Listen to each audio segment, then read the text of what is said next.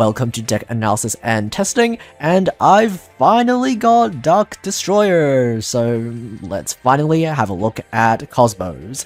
KOZMOs is a deck that is split into two types: the psychic low-level monsters that share a quick effect to tag out into a higher level monster, and the machine high-level ships that float into lower-level monsters when they are destroyed.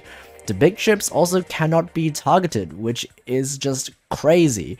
The result are these really stubborn monsters that your opponent just could not seem to get rid of, no matter how hard they try. It also really punishes opponents that don't read your big ships. Okay, let's go over the ships first. We have our best ship, KOZMO Dark Destroyer. If this card is normal spell summoned, you can destroy a monster on the field, and because you're going to summon it on a quick effect, this is basically a disruption. If this card is destroyed, you can also special summon a lower level KOZMO monster from your deck, and also it cannot be targeted by card effects. Our next ship is the level 7 one, KOZMO Forerunner. It cannot be targeted, and also during your standby phase, you gain 1000 life points. That is just kind of a bonus. You're usually just using it as a big ship that cannot be targeted. And if it's destroyed, again, you can banish it to summon a lower level KOZMO from your deck. Next is KOZMO Slip Rider. If this is normal or special summoned, you can pop a spell or trap on the field. It doesn't have the target protection, but it also has the float effect that all the ships have. If it's destroyed, you can banish itself to special summon a lower level KOZMO from your deck. Next is kind of a ship. It's not actually a ship, but it's still a high level monster. KOZMO Dark Lady. This is a level 5 psychic that has a negate, which is really good. During either player's turn, you can banish this card to special summon a level 6 or higher KOZMO from your hand. And also, once per turn, if any monster effect, including your own, you could negate your own effects technically, but if a monster effect is activated, you can always just pay 1000 and negate and destroy that monster, which is really good. Okay, now let's talk about the small monsters. First is the smallest monster, KOZMO Tin Can. It's an ultra rare because it's really good. During either player's turn, you can bash itself to special summon a higher level KOZMO from your hand, and also during your end phase, during either end phase actually, you could pay 500 life points and then reveal 3 KOZMO cards with different names, and your opponent randomly picks one to add to your hand, and the rest are sent to the graveyard, which is important to notice. It doesn't return back to the deck, it just dumps them. Anyway, the second smallest KOZMO is Strawman. It also has the tag effect that special summons from your hand by banishing itself with a quick effect. And also, you could once per turn pay 500 and then special summon a banished KOZMO monster, but you negate its effects, and also it's destroyed during the end phase. Now, notably, it doesn't summon it on defense, so you could attack with the monster that you summon.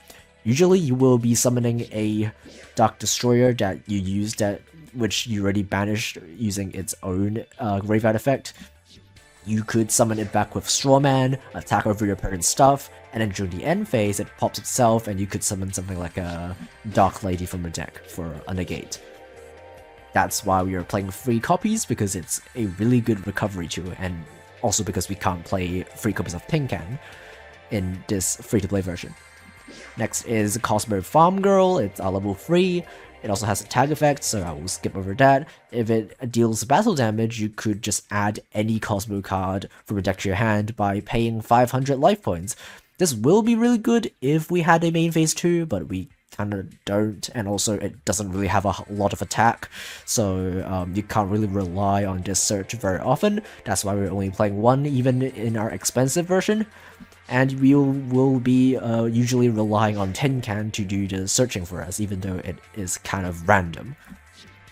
Next is KOZMO Wicked Witch. This is a really good small KOZMO monster that we have. And other than the tag effect, it also has a pretty high attack itself. And also, during either player's turn, you could once per turn pay 1000 life points, and this card cannot be destroyed by both battle and card effects.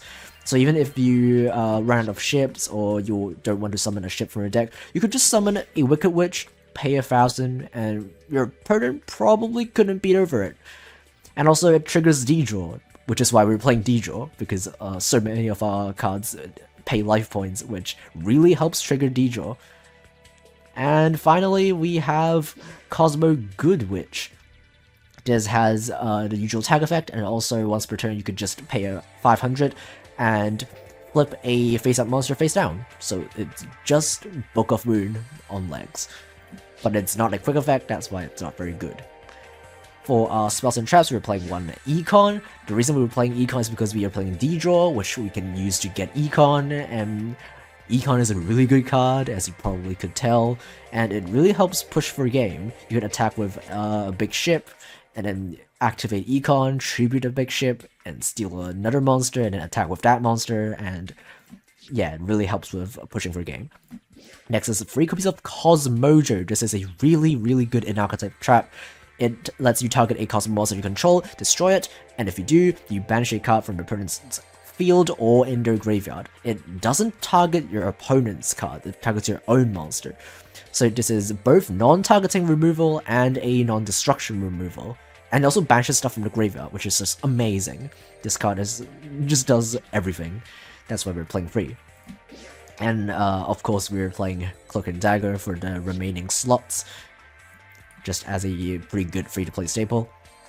And for the extra deck, the extra deck is entirely optional. I don't usually go to the extra deck, but it's just nice to have some options there. We could make rank 4s pretty easily, so we were playing Dark Rebellion plus the Magnus package, including a Dreadnought and Quantum Mech King Great Magnus. And then we're also playing some links. We have the usual Power Code Talker, plus Lumino, Code Talker, Gaia Saber, and Pentastag as our free-to-play link package. For our skill, we're playing D-Draw. You probably know what this does. If your life points decrease by 2,000, you get to choose whatever you draw next, which will usually be an Econ. Or if you are lacking a ship or a small KOZMO monster, you can just grab whatever you're lacking and summon them back to your field. Here is the expensive version of the deck. We are playing triple Tin Can because this is probably our best searcher, even though it's random, as I said. We gotta work with what we have, and also triggers during both players' end phases. So what you can do is you can end on normal summon Tin Can, and then pass turn, search a ship, and then during your opponent's turn you can summon that ship, and then if your opponent attacks your ship, and if your ship gets destroyed, what you can do is you can summon another Tin Can from the deck, and then when they end their turn, you could activate the effect of Tin Can, and then search a second card during their end phase, which is pretty neat. And for our back row, we are playing Duality because you don't technically need to special summon during your own turn. You can end on a small monster and then just tag them out during your opponent's turn. That's why we're playing 2 Dualities.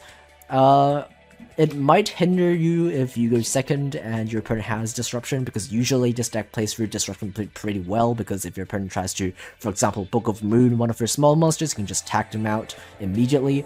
But if you use Pot of Duality, you can't do that because you cannot special summon during the turn you activate that card.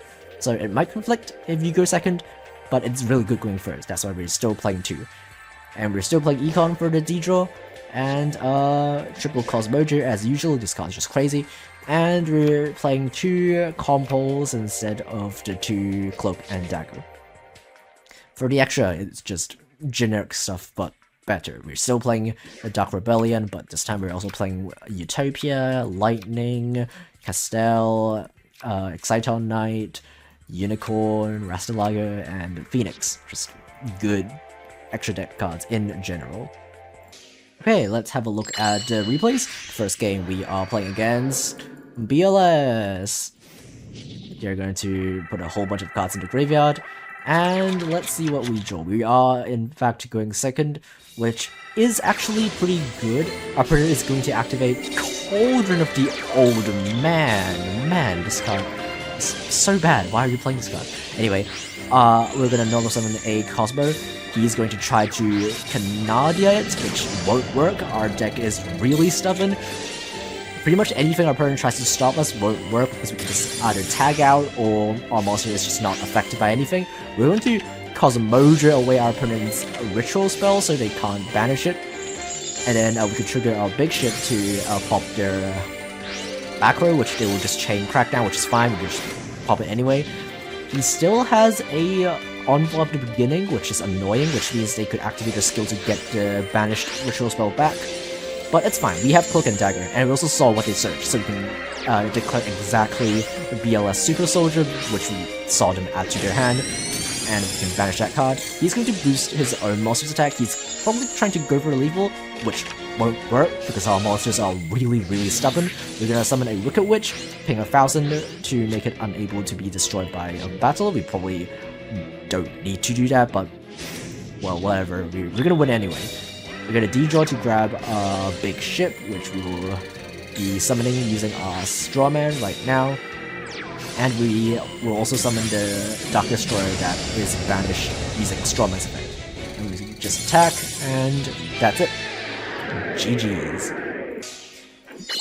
Okay, it is game 2, and we are once again going second.